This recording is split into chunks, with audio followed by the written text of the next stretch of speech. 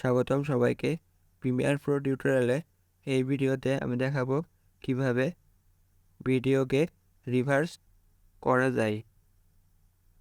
আমি প্রথমেই প্রজেক্ট প্যানেলে একটি ভিডিও অ্যাড করে রেখেছি। এখন ভিডিওকে টাইমলাইনে নিয়ে আসি। এখন ভিডিওটি আপনাদের প্লে করে দেখাই।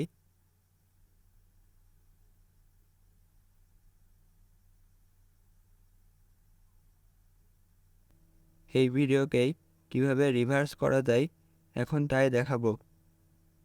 ভিডিওটি সিলেক্ট করে রাইট ক্লিক করে এখান থেকে যেতে হবে স্পিড/ডিউরেশন সেটিংয়ে। শর্টকাট Ctrl+R প্রেস করলেও স্পিড/ডিউরেশন সেটিং ওপেন হয়ে যাবে। এখান থেকে সিলেক্ট করতে হবে রিভার্স স্পিড। এখন ওকে করি। ভিডিওটি আপনাদের প্লে করে দেখাই।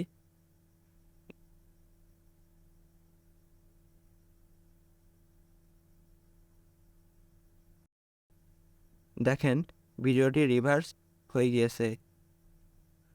আপনারা যদি কোনো ভিডিও রেকর্ড করেন উল্টো, সেই ভিডিওকে সোজা করতে হলে আপনারা সেই ভিডিওকে রিভার্স করে আপনারা সোজা করতে পারেন।